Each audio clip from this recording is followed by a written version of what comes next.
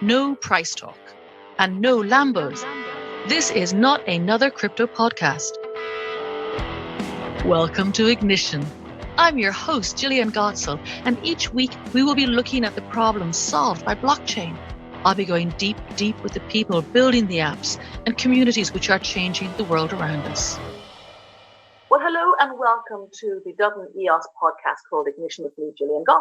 Now, today I have a very interesting guest by the name of Petr Krovina, who comes all the way from the Czech Republic. Hello and welcome to the show, Petr.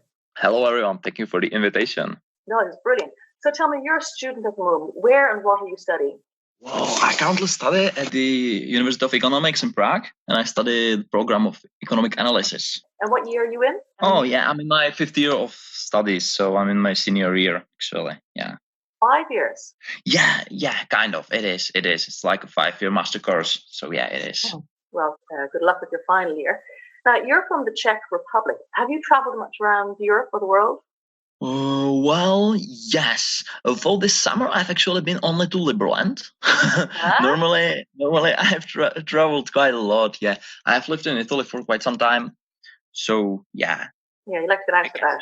So tell me, you're studying politics as part of your course. You just mentioned you were back from Liberland. What informs? Where do you get your politics from? How would you label yourself? What are you? And where have you learned your politics from? Yeah, that's a good question. Actually, it's a tough one. But from the university, yeah, that would be the answer. Okay, and how would you describe your politics? Oh, well, as libertarian, yeah, that's pretty much what most of the Liberlandians say, I guess. But yeah. That's true. Have you ever run as a political candidate? No, I have not. Definitely not. Would you consider doing that? Well, this is also a tricky question because usually all the politicians have previously said that they wouldn't have ever done it. And, then someone shows them this tape and it's kind of embarrassing for those presidents, etc. So I cannot say You don't know. That's fair enough. You spent the summer in Liberland. Where did you first hear about it? Well, actually, I've heard about it from the media at 2015. Well, actually, back then I was at the high school, so I wasn't really sure whether I could help in any way to Liberland. But I was watching the whole project for the whole period of time, and it actually really grabbed my attention from the very beginning. So then, when I've actually read this huge interview with Mr. Jedlička in newspapers like a few months ago, I didn't hesitate for a moment, and I just texted them an email. And you said you wanted to volunteer. Well, I said I'm willing to do anything for no money, or even that I'm willing to pay for it. Wow, that is dedication. You're now volunteering for Liberland. What type of areas are you working in? Yeah, exactly. I'm volunteering. Yeah, well, officially my position is called the Chief of Staff. Chief of Staff, congratulations, Petr. Oh, thank you very much. It sounds nice. Yeah, that's correct. Yeah. But, well, practically, during the last 2 months, I've been doing pretty much everything because we've had these issues with e-residency projects. So I was helping a lot on this. So because I've inherited it from the previous project manager. But, well, my main position is actually related to sales. I'm trying to help people who want the citizenship to get it. Perfect. Because there are some 600,000 people who've applied, isn't that right? But how many people have actually been accepted onto the residency program? Is it a couple of thousand?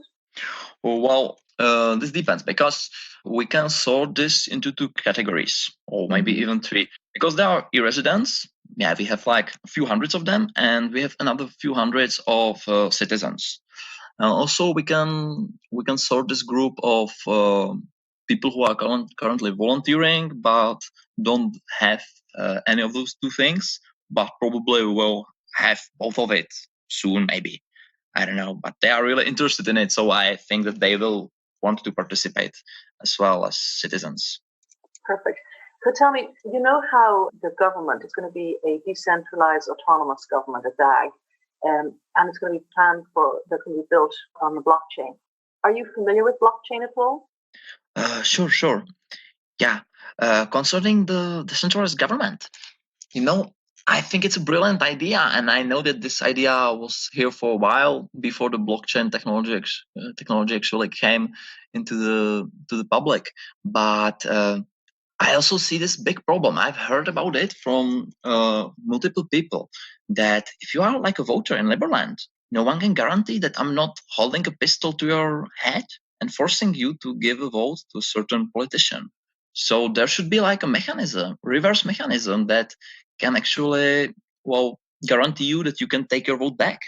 Ah, well, that's interesting. So you can vote, but then you can withdraw your vote. There should be an option to withdraw a vote. Well, I don't know because I'm not sure. Because, I'm really afraid that those physical elections that we currently actually have control over this, that no one's holding a pistol to your head and that you can actually vote anyone you want to, right? Wow, so that's a problem that's going to be looked at. And do you think that'll be part of your remit, do you think? Will you be involved with exploring that, or you're just raising it as an interesting concept? Well, I think I would definitely love to, but I don't feel like I can actually contribute to this. Okay, well, that's an interesting point. Remind you, with ordinary elections, I suppose people could be forced to vote in certain ways as well. If you go to your polling booth, there could be some reason why someone is encouraging you to vote for a certain dictator, perhaps. So it's a democracy is a funny thing.